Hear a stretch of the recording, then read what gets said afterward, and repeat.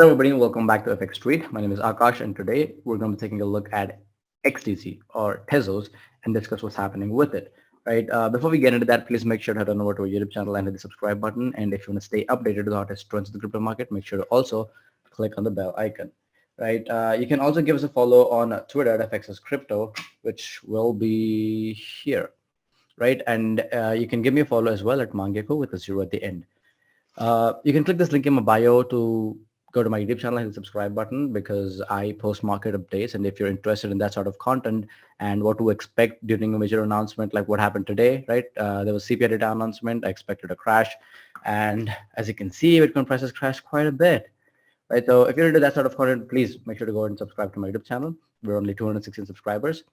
And you can, like, to get more tailored content, you can join my Telegram group by clicking on this link here.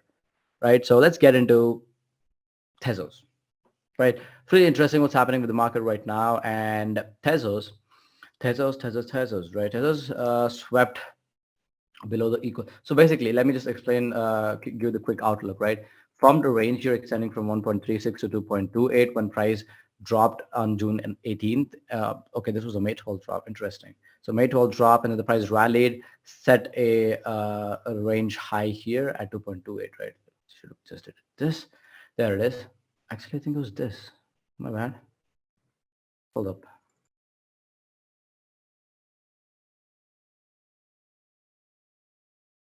There you go. So increase this a little higher. There you go. Cool. So it's at a range extending from 2.28 to 1.36 when the price kind of pulled back, throw back here, and then it dropped down to this level here. Right. After that, the price swept the range high and then dropped straight up, dropped all the way down, swept the range low, which would have been a good trade if I'd noticed it, but it did not. Right. So there we have it. Right. The price recovered above it, produced equal lows, some sort of a double bottom, and then it was a very messy move up to the midpoint. Although the price did try to break above it, it was unsuccessful. Then it swept the highest high, basically equal highs, and then this was a signal to short Tezos, right? And the target was pretty obvious. The equal lows formed here, and since that was swept here, the price it did struggle quite a bit and produced a higher high. So basically, this is a break in market structure. Excuse me, this was a break in market structure. And if you look at this, this is a pretty neat demand zone here. Yep, there's a pretty good one-day demand zone here. Technically, it did produce a market structure break here, which is higher high. So this is a valid demand zone.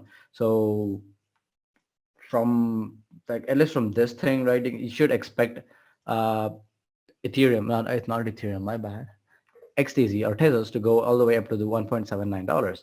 Right? If you do it from here, you're looking at a 14% upswing. If you look at it from a trade perspective, this is a 1.4-hour trade, right? Not bad. It looks pretty good. But the only problem that I have with this technical outlook is that Bitcoin price is dropping like a tank, right? After the CPI announcement, there is no stopping Bitcoin. It has dropped 5% in a single 4-hour candlestick. And on 1-hour candlestick, it has dropped roughly 5%. Hold up, wait a minute. Okay, so it's dropped 5.35% in a single 4-hour candlestick and roughly 5.05% in a single in a 1-hour candlestick. Right, so there's no stopping Bitcoin right now, but altcoins seem to be going up pretty well, especially Luna and Luna Classic. Right, so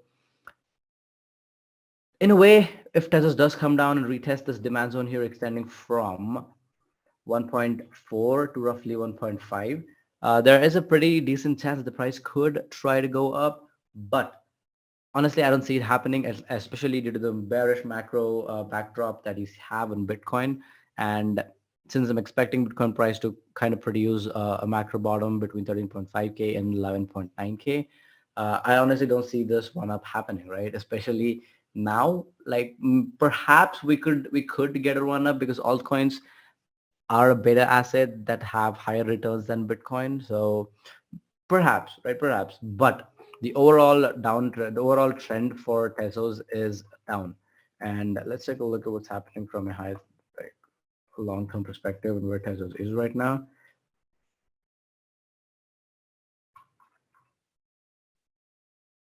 Right. So if you look at this chart, you can see that we are currently Come back down here. Right. So we are at a pretty significant level from a historical standpoint. Right. Should we ever break this, there's no telling where Tezos would go, right? Like the only price history that we have here shows that we could potentially form a double bottom at 0.94, but honestly, I don't see it happening, right? Like at least not unless we kind of break this downtrend that we've got going on, right? The price has been producing lower lows for quite some time. So until this kind of goes away, I don't see it happening. But for now, I feel like we could potentially keep doing this back and forth until we kind of form some sort of an ascending descending triangle. All the descending triangles do break down lower. If we do break down lower, 0.94 seems like a pretty good place to form a bottom. If not, we could go all the way down to 0.76, which is extremely bad from a historical standpoint. But yeah, that is pretty much it, guys. That's what I'm expecting from Tezos from a high time frame perspective. But from a lower time frame perspective, you can see what's happening here for Tezos, right? Looking pretty good here. We're almost about to retest this demand zone. Expect a run up to 1.78.